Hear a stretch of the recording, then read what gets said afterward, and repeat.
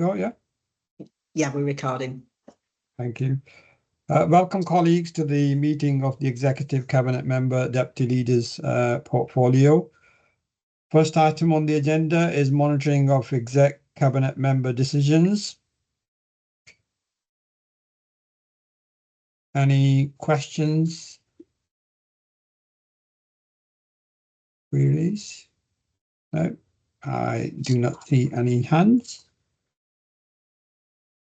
Okay, moving on. The next item on the agenda is Director of Play Strategic Budget Report 2025-2026. That's myself, Chair. Yeah, go on, Councillor Roscoe. Thank you. So this is the Directorate Report for Place, and it follows the Council Budget Report. It's the final stage of the corporate planning business process for the financial year 2025-26.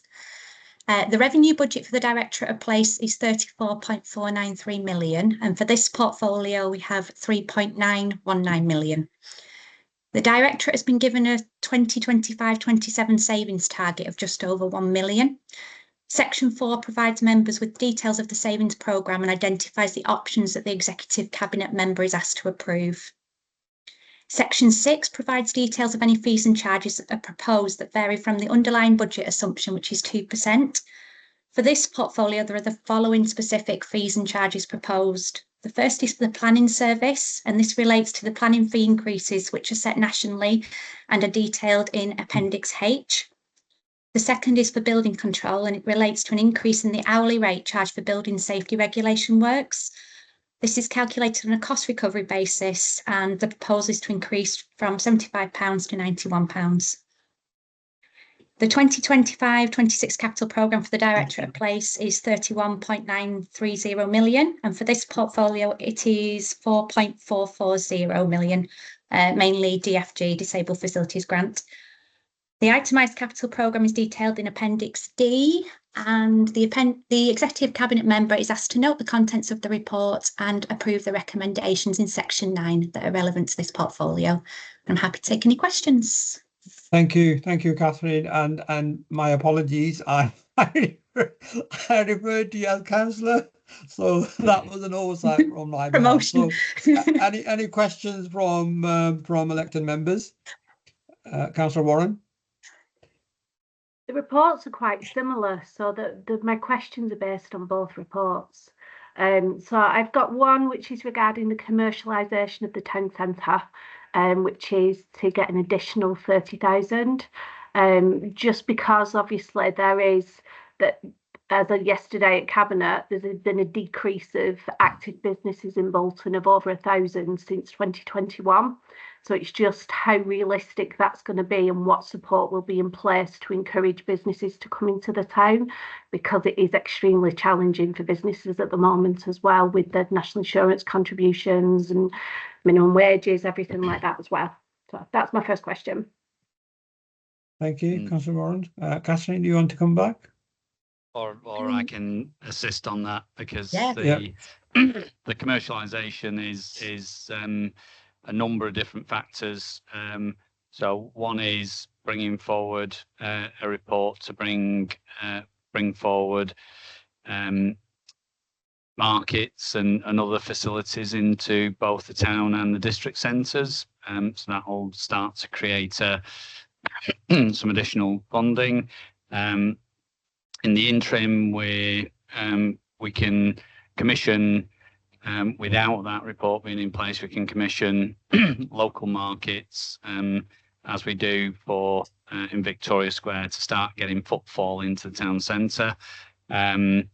Through, and you'd be familiar with the UK Shared Prosperity Fund, and we're creating the digital screens around the town centre, which will start to support with the footfall, but the advertising that can go onto those digital screens will also help start bringing in an income to, and the aim is for both creating an additional fund, but also creating a maintenance fund for the town centre, so that if there's works that need to be done to improve the town centre and improve the public realm in the town centre, then we've got a pot of money to do that. So it's a mix of different features that'll enable that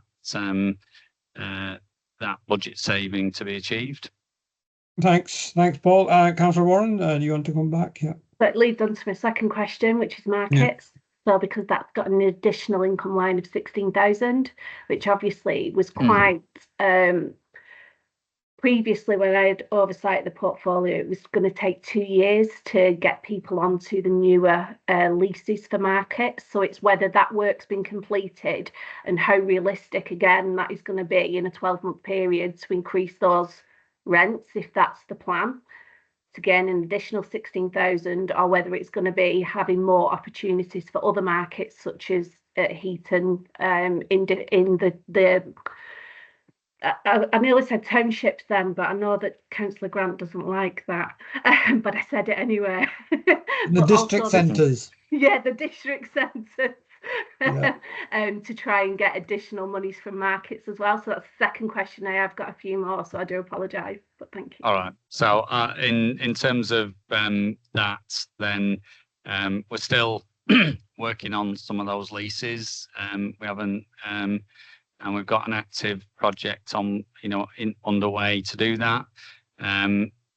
What we'll be talking about is having a business plan for creating additional income over and above the project to get all the leases in place. So this is an additional income over and above the rents that are being charged currently. This is about, well, can we have the outdoor stalls that are there operate, occasionally? Can we have more regular markets, and can we create an additional income from those regular markets? Heaton Fold have, one every couple of months, a market down there. Can we do more regular markets down there? How can we get, the business community or some of the builders to sort of support the delivery of and expand the market down at Heaton Fold? So that, again, there's a number of different strands to that, but can we use the Elizabeth Park for some markets to create some additional income, because we put all the facilities in there to operate markets. So again, it's a multi-layered approach to bringing in additional income rather than increasing the rents. Councillor Warren? Yeah. Sorry, I do apologise. So, no, it's okay. It's all right. My third question is just regarding the corporate property contract. So it's got a £500,000 cost, 500,000. Vodafone underneath it is minus. So it's a little bit, well, is that a saving or is that an extra cost? On the other report, it looks like it's a saving.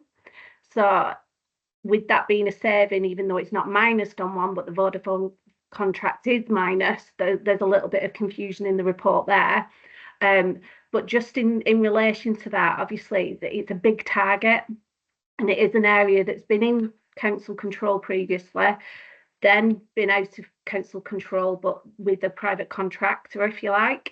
And obviously it is a big saving. So because that contract finishes on the 12th of May this year, but there isn't a further report coming to councillors until December 2025, which that's quite a big difference in terms of one contract ending and then other things being in place, and then savings to then be achieved to ensure as well that maintenance, etc., is upkept and properties are maintained in an adequate fashion as well. So it's just about that gap between the contract finishing, the report coming to councillors, and ensuring that there's the 100,000 and the 400,000 saving as well from that. Yeah. Are you taking this, Lee, or John? I can, I think, and myself or Andrew can, but I mean, just to provide some reassurance, we are working exceptionally hard, as you can well imagine. We're just over a month away from the service transferring in-house. So we're just working through some of the final cheapy details at the minute of the staff that will transfer in from Robertson's into the council. We're also doing lots of procurement in the background about making sure that the service is fit for purpose. We've always been relatively confident that there will be a number of efficiencies once the service is in-house, and that will be through renegotiated contracts, whether that will be through staffing efficiencies, but we need the staff in, and then we need to understand exactly what we've got, hence why there's a bit of a lag between the service kicking off in May and then realistically probably working with the service for 6 months to just see what we've got. We know we'll probably need to strengthen in some areas. We know there'll be areas that are not quite right, but we've been working and we've known we've had that target from day one in terms of having that. So that's not a shock. That's quite a realistic target. Andrew, in some respects, is much closer to the day-to-day operations of it than I am, but I don't know if there's anything you'd want to add at that point, Andrew. Yeah, thanks, Lee. So we fully intend to look at every aspect of the service once the in-housing has taken shape. We think there are plenty of opportunities from a technology point of view as well, to automate processes and make sure that there's real efficiency in the new service once the in-housing has happened from Robertson.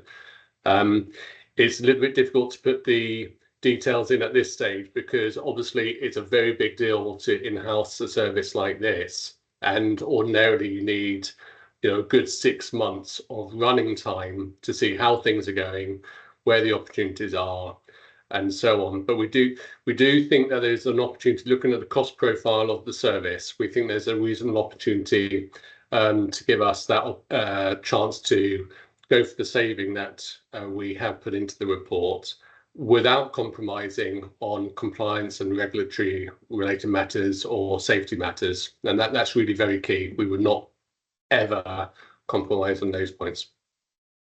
Thank you. Councillor Warren, do you have any further questions? I've got one last question, and it's just in relation to building control. Because obviously you've got that in the report as well for the fees increasing. And it's just, again, from yesterday, the council's own dashboard says that building control is a significant risk to the council. And obviously, if the council's reputational risk is damaged, that will affect how many people will use building control, because they can also use a private company, can't they? They don't necessarily have to use the council services. So I just want to know that you as deputy leader, councillor actor, are over the detail, and you're seeing reports that are coming through to ensure that when the audit comes through, there isn't going to be a reputational risk to the council. Yeah, absolutely. So I get regular updates at my briefings, and I'm sure when that report is ready, I will receive that report, and I'll keep an eye on this. So can I bring John in? Yeah, thank you, Chair. Just to really reiterate that point, that we are gearing as a council for what is a new set of inspections by the building safety regulator, which is a function performed by the HSE. So this is new territory for all local authorities. The team have already made a submission, and the next stage on notification of the inspection will be to gear up for that physical inspection with the council's building control team. So I think, obviously, Councillor Warren, that's the point that you referred to yesterday at Cabinet. The budget report obviously refers, as you rightly say, to our fees and charges and our ability to recover full cost. And I think probably picking up on your points in relation to this is a service that operates in the private sector, operates in a competitive marketplace with private sector approved inspectors. We need to ensure that first and foremost our rates are competitive, and they do recover all of the council's costs where there has been a shortfall previously. But equally, the preparation for the audit, as you say, is something, obviously, if we didn't fare as well as we want to in that, could potentially have an impact upon income earning opportunities. But as I say, the team at this point are wrapped around preparing for that inspection, and we'll obviously continue to brief the executive cabinet member, as you indicate, as we build up to that particular inspection date. Thank you, Chair. Thank you, John. I do not see any other hands, so I'll move on to the next item on the agenda, which is Directorate of Corporate Resources Budget Report 2025-26. Is it yourself, Catherine, again? It is, yes. Yeah. Thank you, Chair. Okay, so very similar to the place report, the corporate resources budget report follows the council budget report and is the final stage for the corporate business planning process for 2025-26. The 2025-26 revenue budget for the Directorate of Corporate Resources is 42.235 million. For this directorate, we have 6.942 million. The Directorate has been given a 2025-27 savings target of 1.497 million. Section 2.10 to 2.15 provides members with the details of the savings programme and identifies the options that the Executive Cabinet member is asked to approve. For this portfolio, it is the 500,000 we've already discussed relating to corporate property scheduled for the third quarter of 25-26. Section 2.20 provides details of any changes to fees and charges that vary from the 2%. For this portfolio, there are no specific fees and charges within corporate resources proposed. The 2025-26 capital programme for the Directorate is 14.521 million. And for this portfolio, it is 8.684 million. The itemised capital programme is detailed in Appendix 6. And finally, the Executive Cabinet member is asked to note the contents of this report and approve the recommendations in Section 7 that are relevant to the portfolio. Thank you. Thank you. Any questions, queries, members? No. Well, I note and approve the report as recommended in the paper. So thank you. I'll move on to the last item on the agenda, which is land at Dendale Close, Bolton. Is it yourself, Andrew? Thank you very much, Councillor Mann. And I will take you through the summary of this report. The proposal relates to a small parcel of land which is owned by the council in Heaton and Lostock. It's south of Densdale Close. And the proposal is to grant a permanent easement for right of access from Densdale Close to a piece of land south of Densdale Close, which has been earmarked for the development of 3 houses. Now that area is located or shown in the appendix, so the material is there for you to see what the plan is. The privately owned piece of land south of Densdale Close has received planning permission. So there's a company called Densdale Developments Limited, which has received planning permission to develop 3 6-bedroomed houses. And they require access, and the only access that is possible and is reasonable is via the council-owned land south of Densdale Close. Now, some time ago, back in 2022, the Executive Cabinet member approved for the disposal of this same parcel of land, and at that stage it was valued at £56,566. That was back in 2020, that valuation took place. And since then, there's been quite an appreciation of value in the locality because it's in high demand. It's got great access to travel by road and rail, great access to various different sort of town centres, including Bolton and often Middlebrook and the motorway.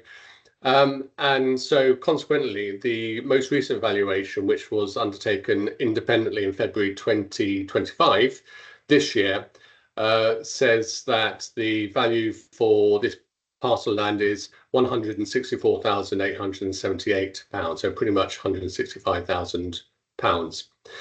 Now, we've looked into this, the officer team have looked into this, and rather than proposing to sell this small parcel of land to allow access to the privately owned land for housing development, we've looked into it, and there are certain restrictions on the title for this parcel of land. And so the proposal is to keep ownership, freehold ownership with the council, and allow an easement, a legal easement for permanent access. So we have looked at the equality impact assessment, and we really strongly believe that the development of these 3 houses to the south of Dentdale Close would be in keeping with the locality. It would fulfil demand for housing of this nature. And at this stage, we don't see any reason not to proceed. The proposal would be subject to the completion of an open space advertisement, which was posted on the 4th of this month and will conclude on the 18th of this month. And should any objections or significant objections come up that we would need to consider, then we would have to bring those back to consult with yourself, Chair, as the Executive Cabinet member. But we do recommend to proceed on the basis of the report. And I'll just stop there, Chair, and please, if I can ask you if there are any questions or discussion points to pick up. Thank you. Councillor Grant. Thank you, Chair. Clearly, back in 2022, there was an intention to sell this parcel of land, I assume, under SAMP to get some capital receipts. And now it's not. Could we not put the easement in and then sell it with the easement? If I may, Chair? Yeah. Yeah, thank you. Yeah.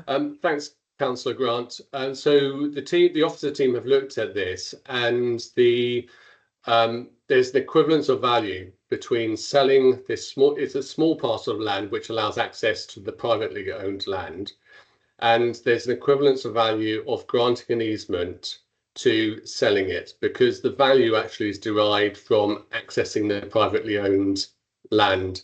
So there is no advantage in sort of holding out or trying to sell it at a later stage. The capital receipt value would remain the same at 100, very close to £165,000. So thank you. If I may, Chair. Yeah, well, the difference is, so we get the capital receipt, that's fine, but then we're still liable for this piece of the land then, aren't we? I think that wasn't that the whole point of, it was getting capital receipts and reducing our liability to all these little parcels of land that we've got littered around. I thought that was the idea of the SAMP as well. So we still retain it, which means we still have liability, we've still got to maintain it, we've still got to insure it effectively in case there's any issue. Helen's coming in now. yeah, I'll bring Helen in. Yeah. Hi, Helen. Thank you. I think we have. We're getting an echo from somewhere.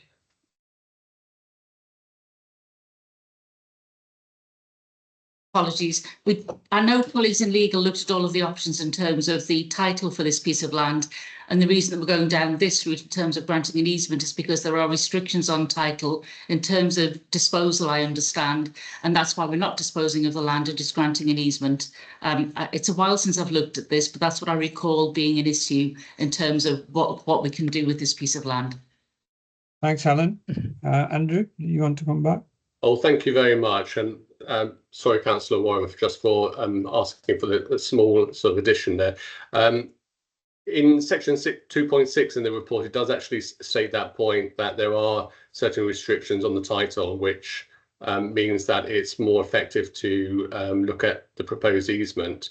But in addition, section 2.8 highlights the intention through the negotiations with Dentdale Developments Limited to make sure that there is protection of really key factors such as public liability and structure and integrity of the adjoining land, and protecting against trespass.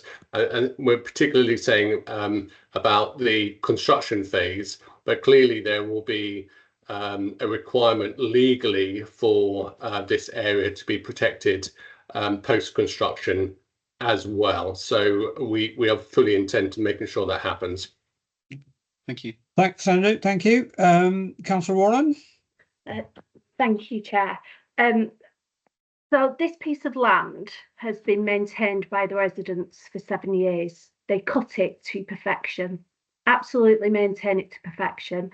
They do the trees on there, they cut the hedges, they cut the grass. They maintain it better than any other piece of land in Bolton, I can tell you that now. Their road is abysmal. Their road surface is abysmal. You're going to have a lot of heavy traffic on that road. When the planning application for Ladybridge Estates was first approved, this parcel of land was part of the 106, section 106 agreement, that it had to remain as open public space. And that's why legal have come around and said, well, we can do an easement, because it means that it's not fencing it off and it's not removing ownership from the council. And it's a workaround, really, which is unfair, because you could say the same for many other pieces of land that have been in 106 agreements across the borough. And I have seen the documentation say that it was in the 106 agreement from residents that live in that close with their deeds. I also think it's really disingenuous to send out the documentations for this meeting and then do the requirement, the legal requirement, which is the open public space consultation. I think that's really poor for the residents, and I really do kind of like plead that you wait for that consultation to conclude before you make a decision, because I think that's the right thing to do. This should have gone to public consultation for the open space requirements before it was ever at this meeting. And I think it's quite shocking that that was only opened on the 4th of April till the 18th of April, but the paperwork for this meeting was sent out well before that. So I do ask that this is either put to one side until the public consultation comes back and that can be reviewed properly, or if not, I am minded to call in the decision if you're minded to approve. Thank you. Andrew, did you want to come back before? Surely. Yeah. Thank you, Chair. Thanks, Chair, and Councillor Warren. Yeah, the intention is 100% to go through the ordinary process of waiting for the notice to conclude and see all feedback through that process. If the feedback is significant and indicates that it would be problematic within reason to proceed, then we would certainly come back to the Executive Cabinet member and highlight that. That would be an ordinary thing for us as officers to do, and we would absolutely do that this time round as well. So we would want to provide that assurance, Councillor Warren, that absolutely will happen. Thank you. Are there any other questions? Well, I've listened to what you had to say, Councillor Warren, and I am going to approve this report subject. Sorry, do you want to come in? Right. Okay. Finish your sentence. I'm going to approve this report subject to the results of the consultation coming to me, and the final decision obviously will be made at that point. But I'm going to approve this report as it is, subject to consultation, as Andrew has outlined. Thank you. Sorry, Councillor Warren, did you want to come in? Yeah, so based on that, I will be calling in the decision, just because I don't think it's taken due process, and I think the report should have the consultation attached to it. I don't think it should be make the decision subject to. I think it should all be together. Thank you. Right. Thank you. Thank you very much. That concludes the business of the meeting. So thank you very much, all of you, and have a very good evening, afternoon. Thank you. Thanks, everyone. Bye.